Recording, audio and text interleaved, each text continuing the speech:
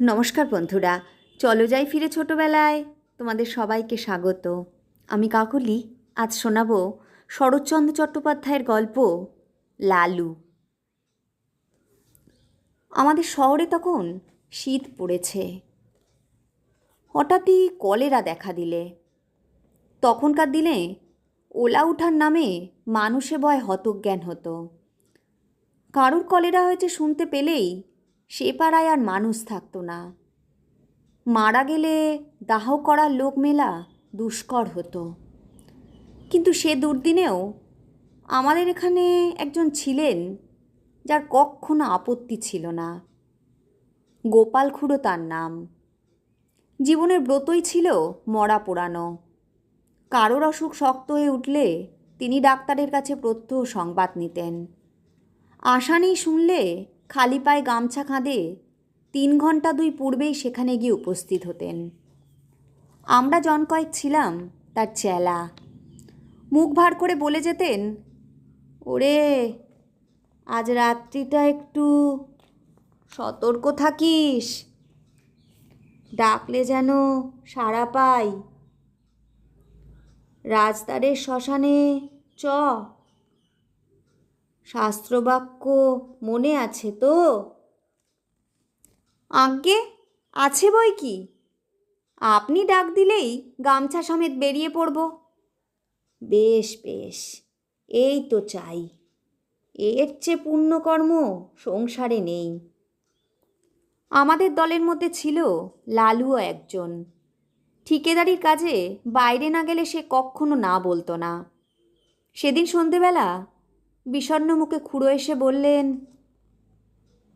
বিষ্টু পণ্ডিতের পরিবারটা বুঝি আর রক্ষে পেলে না। সবাই চমকে উঠলাম।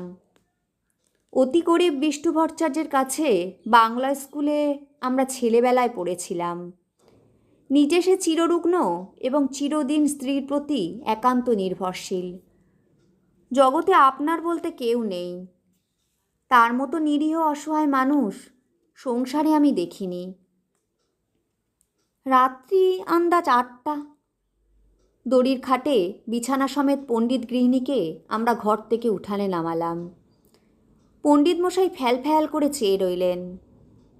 সংসারের কোনো কিছুর সঙ্গে সে চাহনির তুলনা হয় না, এবং সে একবার দেখলে সারা জীবনে ভোলাও যায় না। মৃতদেহ তোলবার সময় পণ্ডিত মশাই আস্তে আস্তে বললেন, আমি সঙ্গে না গেলে মুখাগ্নির কি হবে? কেউ কিছু বলবার আগেই লালু বলে উঠল, ও কাজটা আমি করব পণ্ডিত মশাই।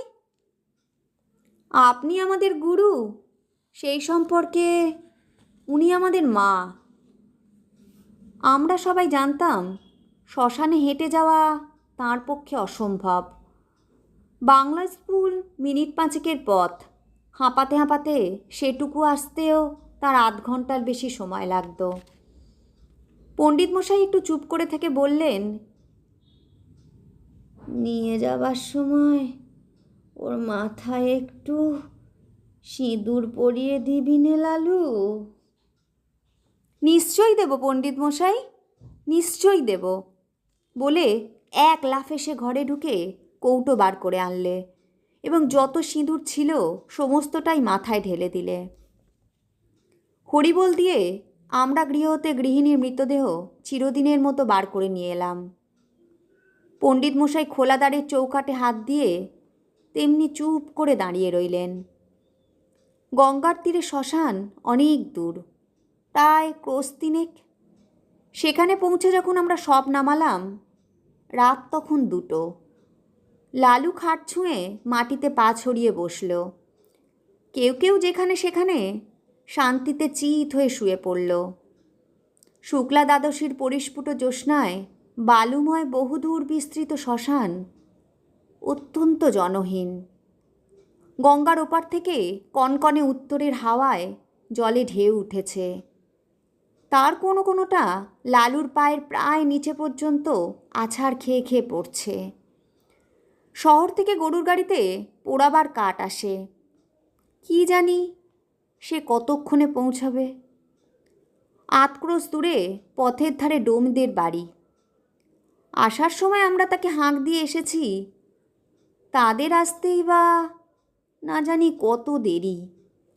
সহসা গঙ্গার ওপারে দিগন্তে একটা গাঢ় কালো মেঘ উঠে প্রবল উত্তরের হাওয়ায় হু হু করে সেটা এপারে ছুটে আসতে লাগলো। গোপাল খুড়ো সভয় বললেন, লক্ষণ ভালো ঠেকছে না রে, বৃষ্টি হতে পারে। এই শীতে জলে ভিজলে আর রক্ষে থাকবে না। কাছে আশ্রয় কোথাওই নেই, একটা বড় গাছ পর্যন্ত না। কতকটা দূরে ঠাকুরবাড়ির আমবাগানের মালিদের ঘর আছে বটে, কিন্তু অতখানি ছোটা তো সহজ নয়। দেখতে দেখতে আকাশ গেল ছেয়ে, চাঁদের আলো ডুবল অন্ধকারে। ওপার থেকে বৃষ্টিধারা শোঁ শোঁ শব্দ এলো কানে। ক্রমশ সেটা নিকটতর হয়ে উঠল। আগাম ২-১০ ফোঁটা সকলেরই গায়ে এসে পড়ল তীরের মতো। কি করি ভাবতে ভাবতেই মুষলধারায় বৃষ্টি নেমে এলো। মরা রইল পড়ে। প্রাণ বাঁচাতে কে যে কোথায় ছুট দিলে তার ঠিক ঠিকানা নেই। জল থামলে ঘণ্টাখানেক পরে একে একে সবাই ফিরে এলাম। মেঘ গেছে কেটে, চাঁদের আলো ফুটেছে দিনের মতো।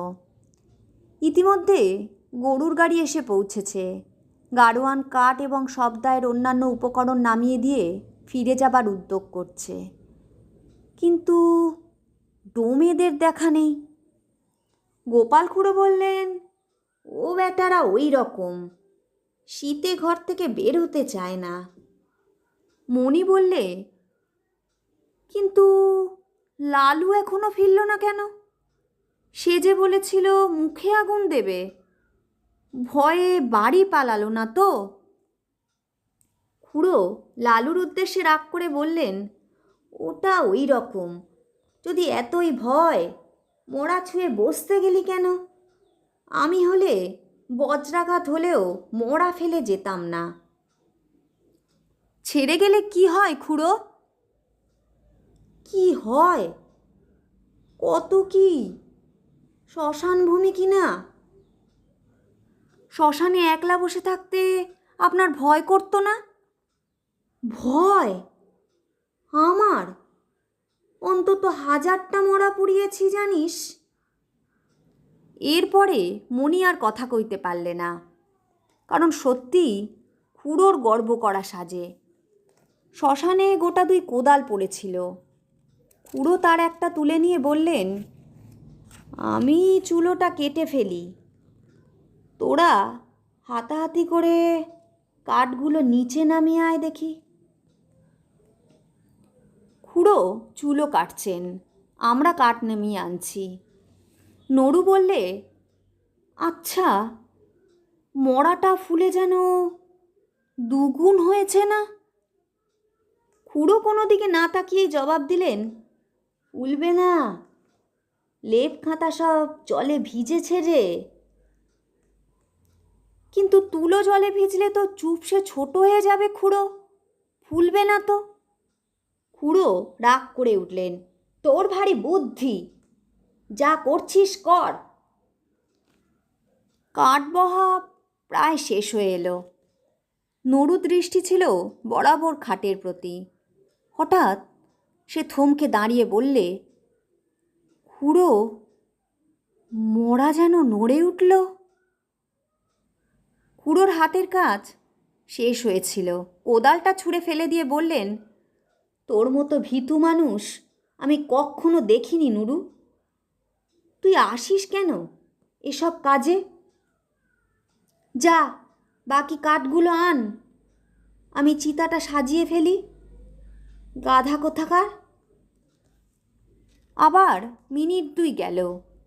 এবার মণি হঠাৎ চমকে উঠে 5-7 পা পিছিয়ে দাঁড়িয়ে সভায় বললে, না খুড়ো, গতিক ভালো ঠেকছে না, সত্যি মরাটা যেন নড়ে উঠল। খুড়ো এবারে হা হা করে হেসে বললেন, ছোড়ার দল, তোরা ভয় দেখাবি আমাকে? যে হাজারের ওপর মরা পড়িয়েছে তাকে? নড়ু বললে, ওই দেখুন আবার নড়ছে। খুড়ো বললেন, হ্যাঁ নড়ছে, ভূত হয়ে তোকে খাবে বলে।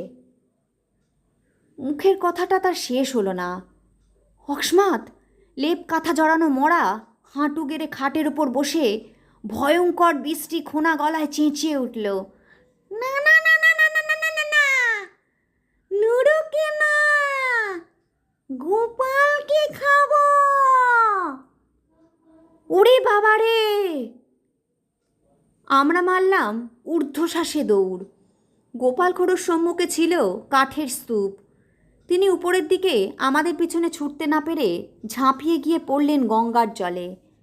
সেই কনকনে ঠান্ডা এক বুক জলে দাঁড়িয়ে চেঁচাতে লাগলেন, বাবা গো, গেছি গো, ভূতে খেয়ে ফেললে গো, রাম রাম রাম রাম রাম রাম রাম রাম রাম রাম রাম রাম। এদিকে সেই ভূতও তখন মুখের ঢাকা ফেলে দিয়ে চেঁচাতে লাগলো, ওরে নির্মল, ওরে মণি, ওরে নড়ু, পালাস নে রে, আমি লালু, ফিরে আয়, ফিরে আয়। লালুর কণ্ঠস্বর আমাদের কানে পৌঁছল। নিজেদের নির্বুদ্ধিতায় অত্যন্ত লজ্জা পেয়ে সবাই ফিরে এলাম। গোপাল খুড়ো শীতে কাঁপতে কাঁপতে ডাঙায় উঠলেন।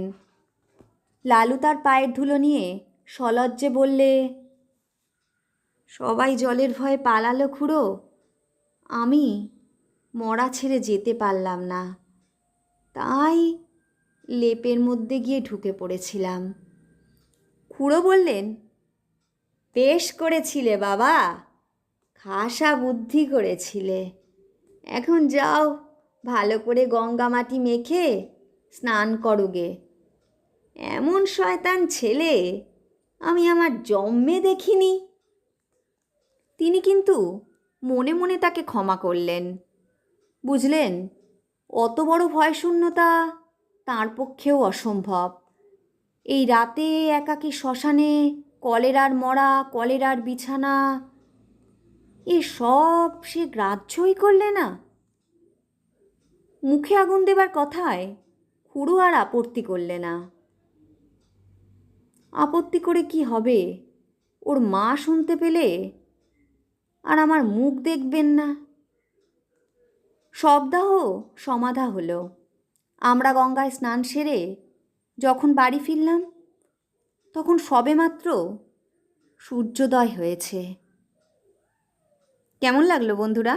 গল্পটা যদি তোমাদের ভালো লাগে তাহলে লাইক, শেয়ার, কমেন্ট করতে ভুলো না যেন। আর আমার চ্যানেলে যারা নতুন বন্ধু তারা আমার চ্যানেলটা সাবস্ক্রাইব করে নিও, আর পাশে থাকা বেল আইকনটা বাজাতে ভুলো না যেন। আজ তবে আসি, আবার আসবো আগামী পর্বে অন্য কোনো গল্প নিয়ে।